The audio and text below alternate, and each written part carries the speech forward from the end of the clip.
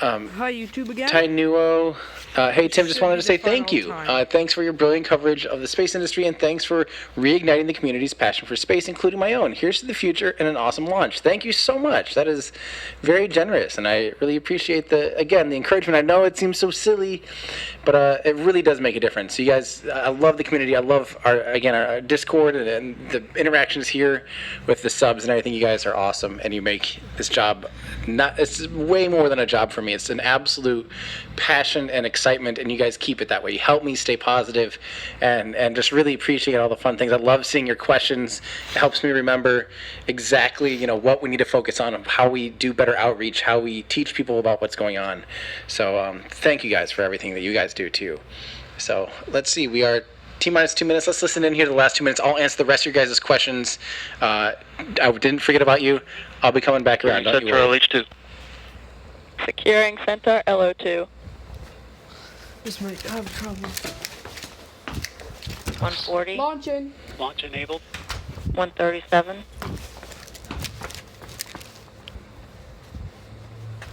STS armed. T-minus 90 seconds. The launch vehicle, payload, Mikey, ground systems, launch! and eastern range are go for launch. Okay, here we go. T-minus 1 minute, 20 seconds. Rocket launch. OCU's armed. It's going, Mike. Come on. 115. Reduce CCS for launch. Roger. Soak it in, 110. guys. Might be the last Finally. launch for a month or two.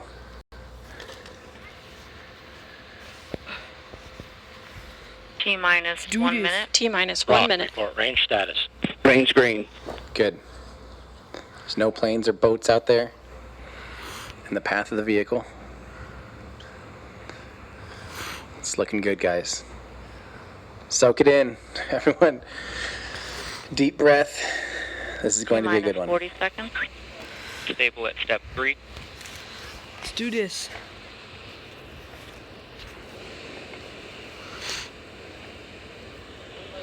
T-minus 28 seconds. ECS reduced for launch. Roger. 25 seconds. Status check. Go Atlas. Go Centaur. Go Aehf 6. Sweet. Good. Let's do this. Okay. T-minus 10, Yes. 9, 8, 7, 6, 5, 4, 3, Finally. 2. We have ignition and liftoff of the Finally! United Launch Alliance Atlas V rocket with AEHF 6 on the first mission for the United States Space Force. That 551 shoots off the pad so fast with those solid rocket boosters. Seconds for flight. We've gone to closed loop control. Holy cow. That's crazy. The RD-180 is throttling down to 67% thrust. That's good. Throttling down already. Passing 30 seconds into flight. Wild. 35 seconds into flight. Mach 1 Atlas V is now supersonic. Engine operating parameters look nominal. It's a thing sticking off the fairing. I've never noticed that before. Passing 45 seconds into flight. Passing through max Q, maximum dynamic pressure. The RD-180 is throttling back up to 94% as expected. Engine response looks good. Coming up on 1 minute into flight, SRB chamber pressures remain nominal at this time. The vehicle is 10 miles in altitude, 6 miles downrange, traveling at 2,300 miles per hour. Wow. So that's 3,500 kilometers an hour already. This thing is scooting. 75 seconds into flight, the RD-180 is throttling to 75% thrust as expected, standing by for SRB burnout shortly.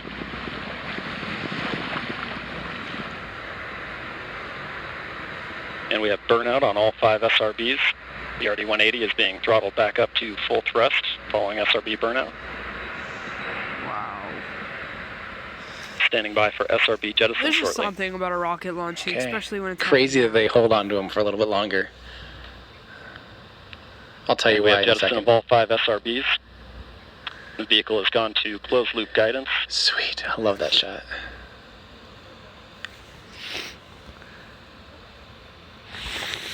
Passing 2 minutes into flight, the RD-180 pump speed and fuel injector pressures remain nominal.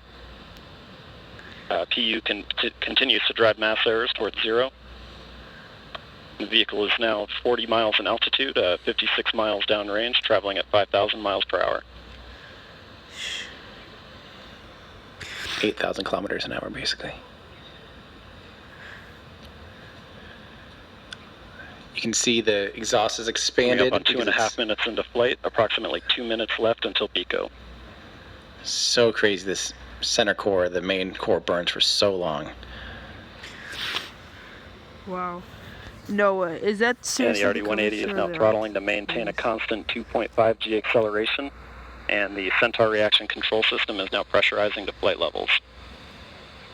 Something I've learned since the pollution video is that you'll notice the soot stays sooty in the upper atmosphere because it's not in the troposphere. It's not Vehicle where body there's rates remain nominal at this point. there's no longer oxygen to help ignite it and make it really bright. So the exhaust ends up being a lot more clear, and you just see the soot. 65 miles in altitude, 140 miles downrange, traveling at 7,500 miles per hour. The carbon is unburnt. The black carbon is unburnt, and you can actually see it come out now. Even though this is a closed loop engine, there is no gas generator on this. It's closed cycle, and it's actually an oxygen-rich closed cycle. Oh, there goes the fairings. That's so cool. And we have good indication of payload fairing jettison.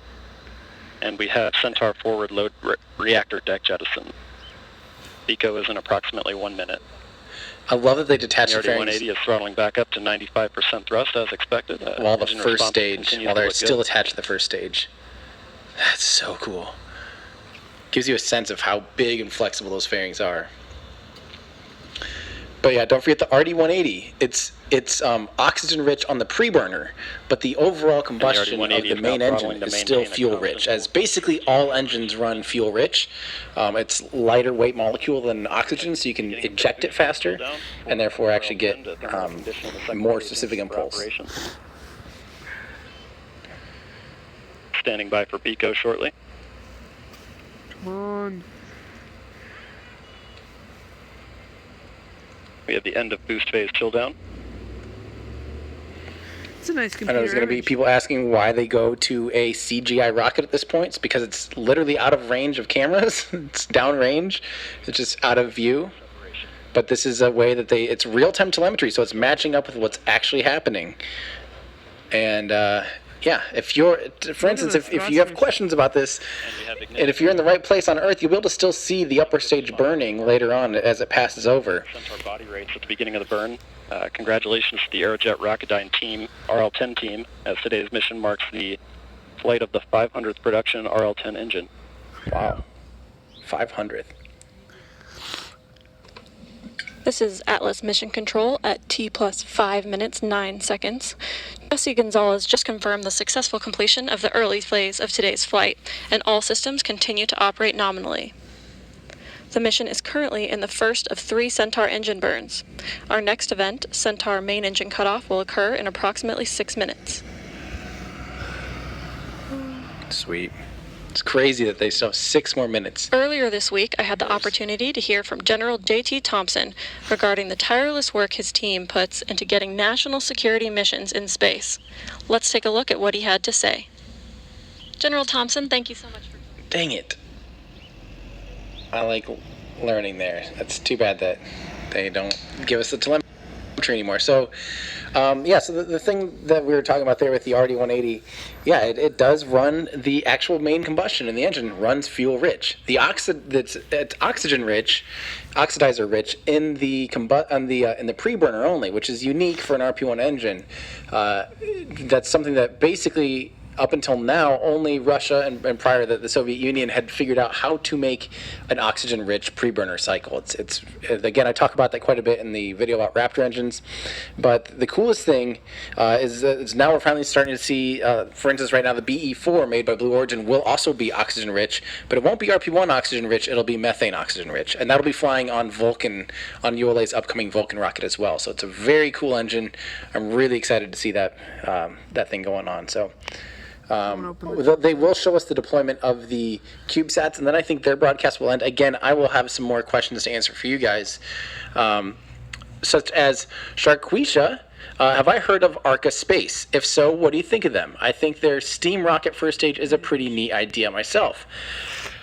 I have some opinions about Arca. I've talked about them a little bit. I've talked about them in the Aerospike video. I've talked about them in the SSTO video that I made a while ago.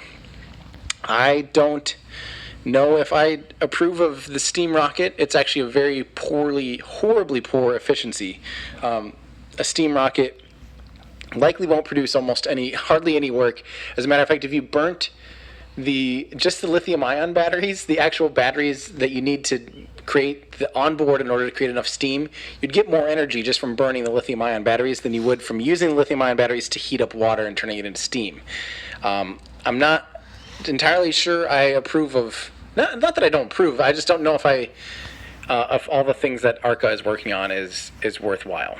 But I'd love to be proven wrong. It's just that so far it's been like they've been a company for 10 or some years or something, and there's very little publicly of what they're actually like of actual progress. But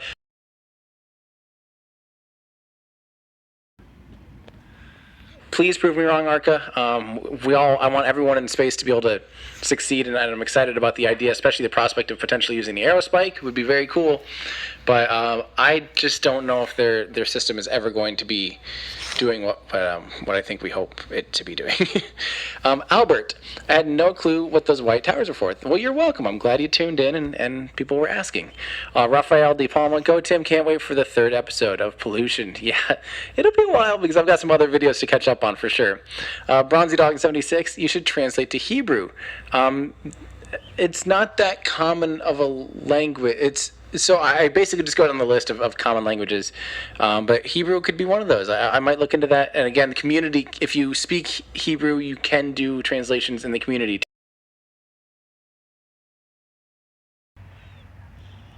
If that's something you're interested in. Jason, thank you for the membership. Nick, let's see, where did that go? It did that thing where it shoots out of order. Na. Where are we? I totally lost it. It's like way out of order now. Nick, KSP on Steam free this weekend, then $10 to keep. I did not know that. There you go. So if you're looking for something to do and you're bored, Kerbal Space Program is currently free on Steam this week. I gotta go tell my mom. Mommy! Steam is... Mom? Steam is for our Kerbal Space Program is free right now. Okay. We should get it while it's free. What? For how long? This week. Okay, I'll take a look at it. It's on Steam though, so. Weekend. And then it'll be $10 to keep, which is a great deal. And Kerbal Space Program 2 is coming out soon. So now's a good time to get in there and burn up all of your free time. All of your free time will be burnt up. Chris, thank you. Robirat, due to human malware, all vids lately have done very bad. You'll make up in the long term. It's an awesome video. Thank you. I hope so, because that was way too much work for that stupid pollution video. Yeah, thank you.